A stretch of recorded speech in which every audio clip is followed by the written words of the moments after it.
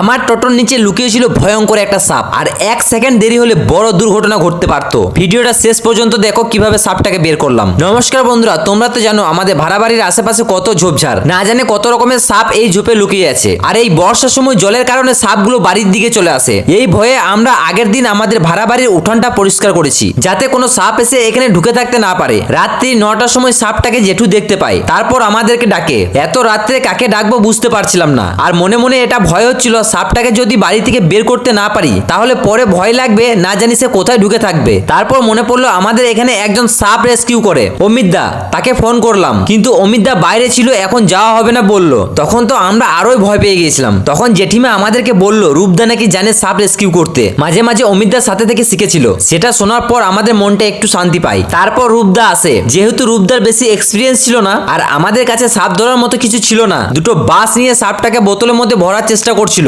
আর বেরিয়ে যাচ্ছিল। এই সাপটাকে বোতলে ভরতে কাল ঘাম ছুটে গেল।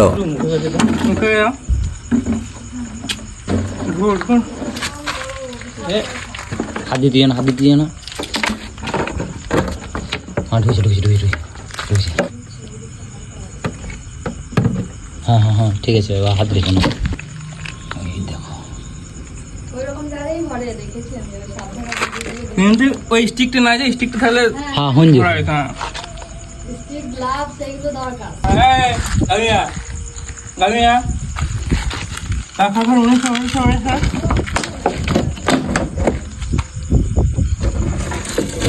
যা আবার ঢুকে গেল।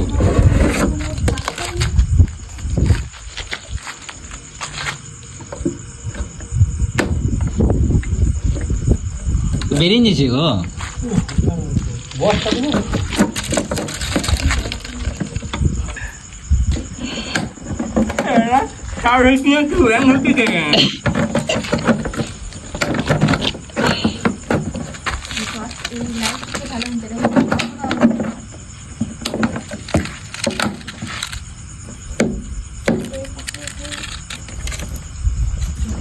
একটু হালকা করে সময় নেই।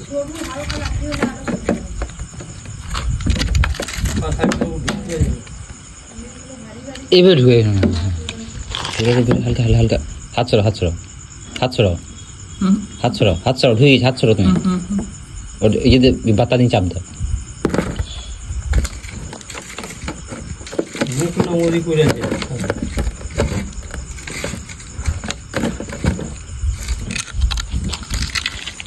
ঢুকেছে ঢুকেছে ঢুকে। বড় কাগজে পাটা দাও, যাতে মোটা মতন।